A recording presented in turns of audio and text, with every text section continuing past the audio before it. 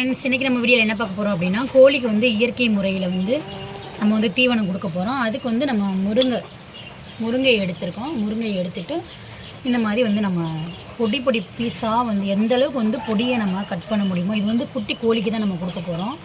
அதனால் வந்து எவ்வளோ நம்ம பொடிசாக கட் பண்ண முடியுமோ அந்த அளவுக்கு வந்து பொடிசாக கட் பண்ணிக்கோங்க.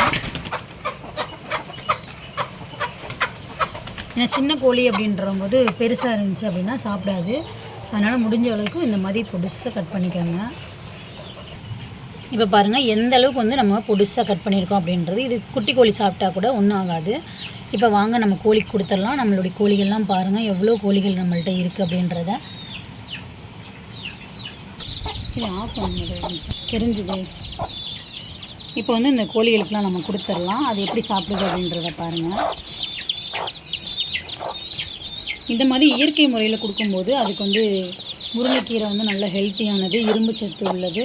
அதனால் பார்த்திங்கன்னா அது சீக்கெலாம் வராது. அதனால் நம்ம ஒரு நாளைக்கு வந்து 2 நேரமாக வந்து இந்த இயற்கை தீவனத்தை வந்து நம்ம கொடுத்து பழகிடும். சின்ன பிள்ளையே கொடுத்தா தான் அது வந்து சாப்பிடும். நம்ம வந்து நறுக்கி வச்சது எல்லாமே மொத்தமாக போட்டுறக்கூடாது. நம்ம கொஞ்சம் கொஞ்சமாக கொடுக்கும்போது நம்ம புதுசாக ஏதோ எதை போடுறோம் அப்படின்றது மாதிரி அது வந்து சாப்பிட்டுட்டே இருக்கும். மொத்தமாக வச்சுட்டு போயிட்டோம் அப்படின்னா அது பாதி சாப்பிட்டுட்டு வேஸ்ட்டாக அது வந்து விட்டுரும். அதனால் வந்து நம்ம புதுசாக போடும்போது அது வந்து நம்ம எதோ கொடுக்குறாங்க அப்படின்னு வந்து புதுசாக வந்து சாப்பிட்டுட்டே இருக்கும். இந்த மாதிரி கோழிகளை நீங்கள் வளர்த்தீங்க அப்படின்னா சீக்கு வராது. நிறைய கோழிகள் வந்து வளர்க்கலாம். இப்போ நம்ம கோழிகள்லாம் பாருங்கள் எத்தனை கோழிகள் வந்து இருக்குது அப்படின்றத பாருங்கள். ஃபுல்லாகவே கவர் பண்ண முடியும். கீழே இறக்கி கவர் பண்ணணும். இங்கே பாருங்கள் நம்ம எவ்வளோ கோழிகள் வந்து வளர்த்துட்ருக்கோம் அப்படின்னு. இந்த மாதிரி ஒரு 2 வாரத்துக்கு வந்து கூண்டிலே அடைச்சி போட்டு வந்து வளர்த்தலாம்.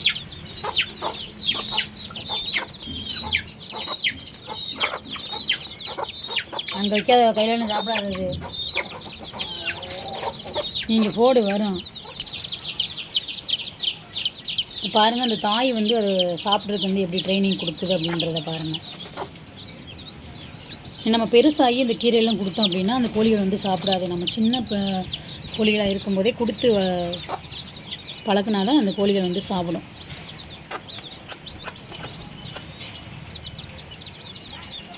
ஃபுல்லாக எப்படி கவர் பண்ண அப்படியே இங்கிட்டு அப்படியே உள்ள பண்ணி.